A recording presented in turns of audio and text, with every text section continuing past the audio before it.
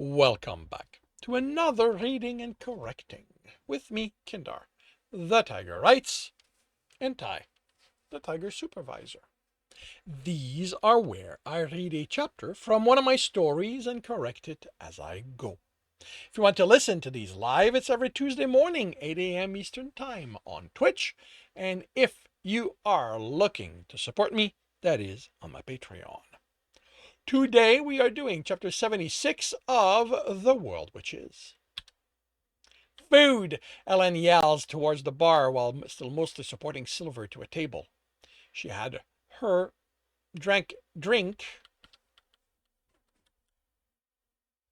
a mana potion, but other than refilling her bar, it didn't have a noticeable effect. I'm fine, she protests, but she isn't convincing. Ellen snorts. You could have killed yourself with that stupid stunt. So no, you aren't fine. You need food and rest, and not the magically enhanced version. You're eating, then going to bed until you feel better. We need to leave, Brendan says. We're going to leave, she snaps, when Silver's good and ready to leave. They're going to regroup and if they jump us with Silver in this state, what happens? I ask. He grumbles, his response too low for me to hear, but he sits. The server brings a platter of meat, vegetables, and a glass of something thick for Silver, and I order food for the rest of us. Silver takes a tentative sip, then drinks half of it. Her color is healthier after that, but she still looks barely able to stay awake. I'm surprised by how little attention our arrival got. A few turned heads, not even one raised eyebrow. By the time our meal are brought to us, she's gone through half of hers.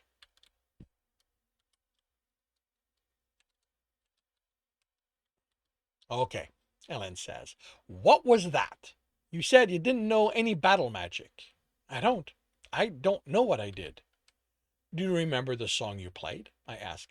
Of course not. I was too. Her eyes flick over system windows. It's right here. What's it called? Ellen asks. Explosive Tempo. Brendan snorts. That's creative. The system named it, Silver says. I can rename it to something else. So you didn't have that song before? Ellen asks. It's not much of a song, a train of bars set to repeat and build on itself. Until it explodes, I finish. Where did it come from? Silver looks at Ellen. I don't know. She glares at Brendan as he opens his mouth and then looks at Silver again. Okay, how can you not know? Didn't they teach you how your class works? Of course they did. I spent weeks going over music theory, practicing the simple songs. I was doing that for 2 years before I was handed my first spell song. So they never said anything about making up a song on the fly? Of course they did. Improvising is vital in performance. Is vital to a performance. Not every audience wants the same thing, and I have to be able to adapt. I mean, improvising magic. No, we're handed a list of songs, and we choose some and practice them. As we go up in level, we gain more slots to know songs, and I have to go to a bard school to get access to the list, and her eyes flicks about again. There was this one class. The teacher told us something about how, when it came to magic, it drove the music. She closes her eyes. How we have to let it drive the music. What does that mean? Ellen asks. Silver shrugs. I don't know. I don't even remember his exact words. Ellen thinks. Okay. Do you remember what you were going through during the fight? How you felt? Useless, she replies with a snort. The best I could do was boost you two a bit, and it was clearly not enough. We were going to be killed, and I panicked. You ordering me to keep playing didn't help. But you did. Except I couldn't find the song again. I kept thinking that if I just applied myself more to what you taught me, if I just been able to make a spark, create some heat, do something with that, I could have been useful. Then I realized I was playing. I had no idea what, but I was playing and I wasn't entirely in control, I think. The magic was, Brendan said before Ellen speaks and earns another glare. He grins. That's never happened before. Do you have any new abilities you didn't notice when you went up a level? I ask. Her eyes flick about. She shakes her head. Did your did your class change? Ellen asked tentatively. No, I'm a bard. Can that happen? I thought you kept your class until you died. You hear stories, Ellen says, but I don't know anyone to whom it's happened. I do, I say, but it was a very specific situation. They stare at me, so I continue. My grandpa Lewis had his original class overridden when he became a base commander. The way I remember him telling the story, he wasn't the first one the group who kidnapped him put before the node, but it took to him because his class was already military related. Nodes are weird things, Brendan says. I can see one of them doing something like that. What about you? I ask. Have you come across anyone who's changed class in your travels?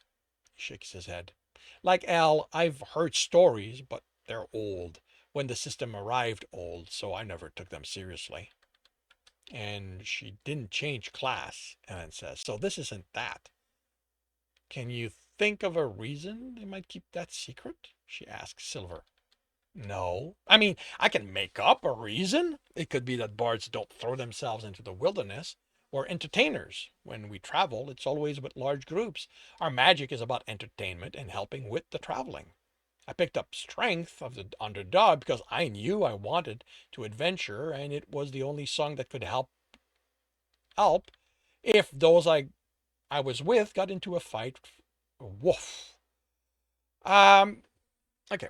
I wanted because I knew I wanted to adventure, and it was the only song that could help.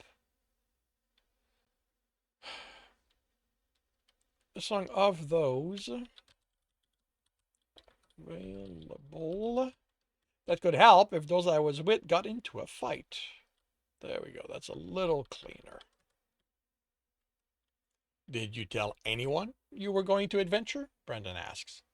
Sure, we all talk about our plans for the future. You can't imagine the looks I got when I told them I was going to have songs about my adventures in the wilderness. I mean, did you tell any of your teachers? She opens her mouth, then closes it. I don't remember. I must have. He shrugs. If you did, and they didn't give you access to better songs or explain what happened about, or explain what happened, or explain about what happened, then they're not interested in your survival. If you didn't, then you gave a good reason why they might not bother.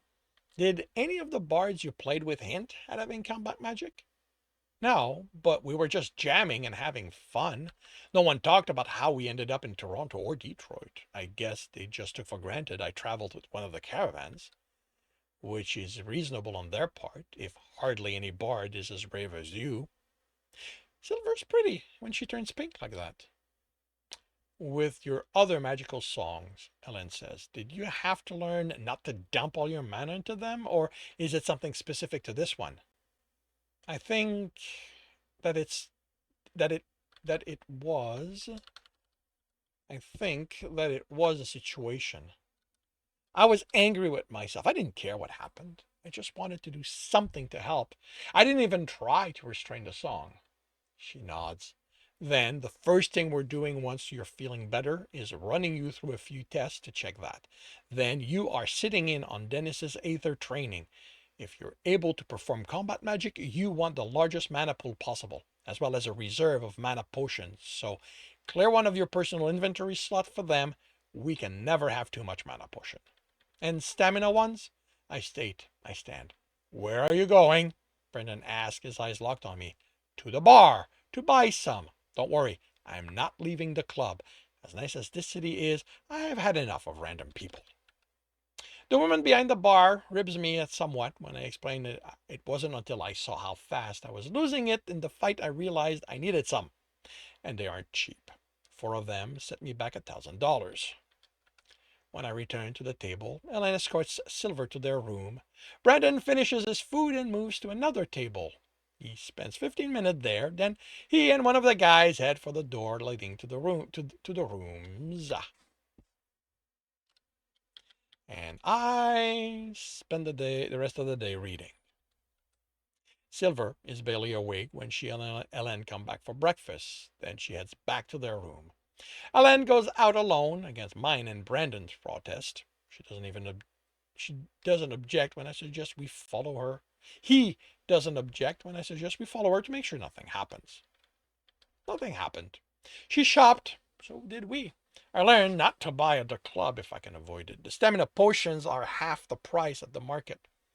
I kind of wish Brandon had stopped me from spending that money at the club, but he had told me before.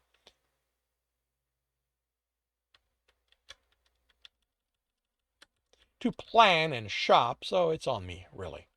Silver doesn't come down for lunch, and Ellen checks on her. She's sleeping normally at this point.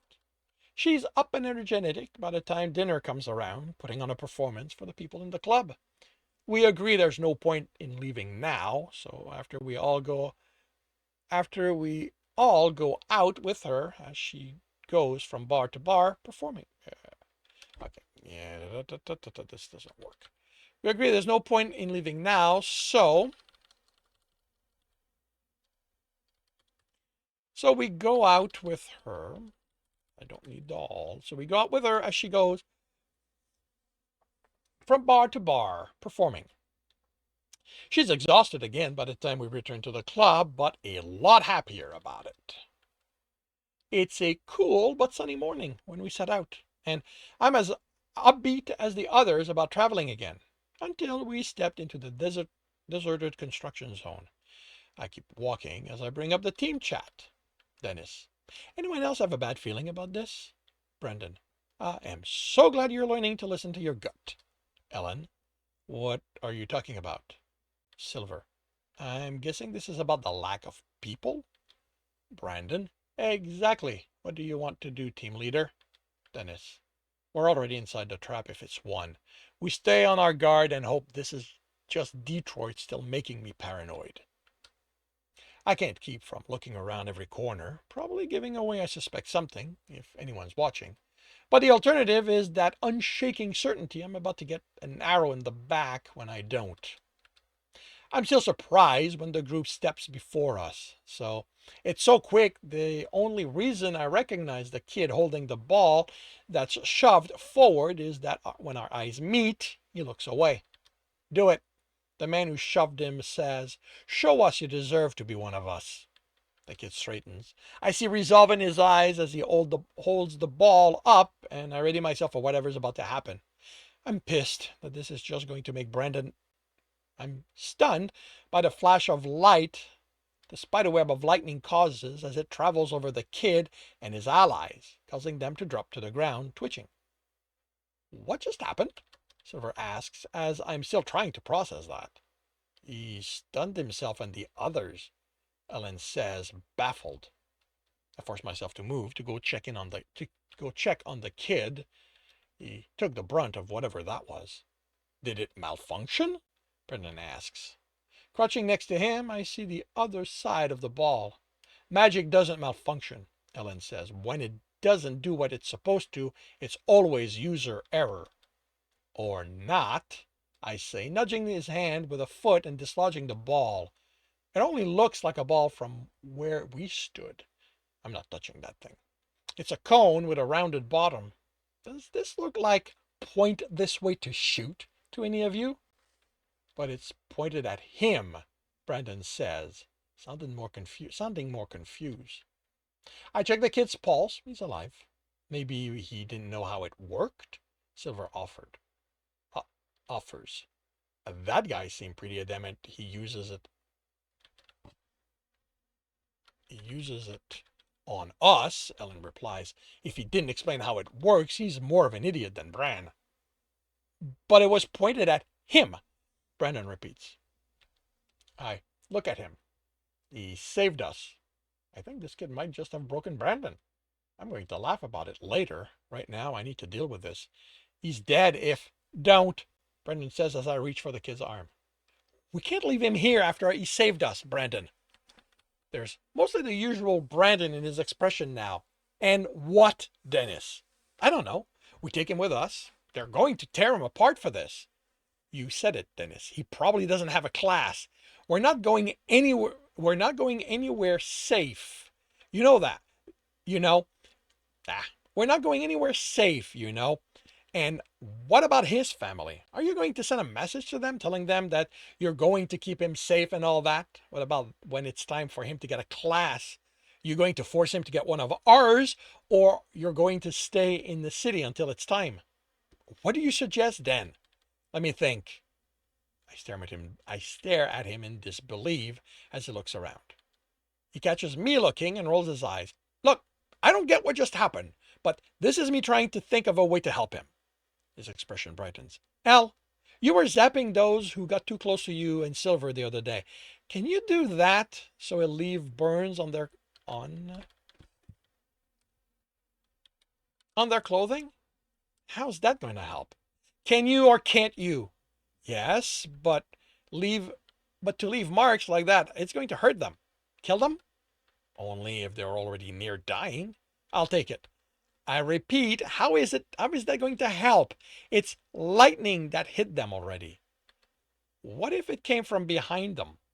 Silver asked, and I look at the buildings. We turn them on their back, then Brendan rolls one over. They're not going to just believe that that's happened, Ellen exclaims in exasperation. Can you zap the side of that building hard enough to leave burns? I point to the wall. Sure, but lightning leaves distinctive burn marks. If they see that on the wall, they'll have a reason to think that's where they were hit from. My dad had to. I'll explain later. Just trust me. I turn the kid over and then move on to the others. Are you sure this is going to work? I whisper to Brandon when I'm next to him. Nope. But if he's going to keep you, if it's going to keep you from bringing him with us, thinking you're doing him a favor, I'm going to hope the system's on our side with this. He saved us. If you had, don't rub it in. Don't rub it in, Dennis. It doesn't suit you. The flash happens at the edge of my vision, but the thunder is a lot louder. When I glance up, Ellen is returning to us, and the wall has the branching burns I remember from what my dad worked on. The people jerked and twitch again when she zaps them, leaving their clothing with scorch marks similar to what's on the wall. When she's done and they're all on their back again, I pull a worn shirt from my inventory and use it to reach for leave it, Brendan orders. They're going to use it on other people. Think, Dennis. What do we want them to believe happened? That someone zapped them from behind. Which means we never saw what that thing can do. We take it and they're going to ask themselves why. And if somehow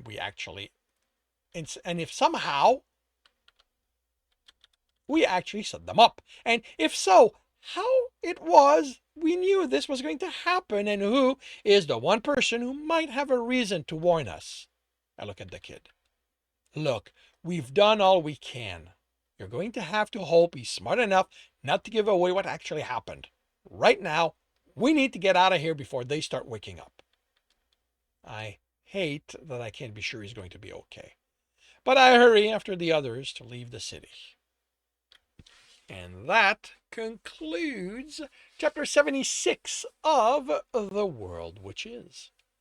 If you are enjoying this, please leave a like. If you want to know when the next chapter is going to be up, subscribe and hit the bell.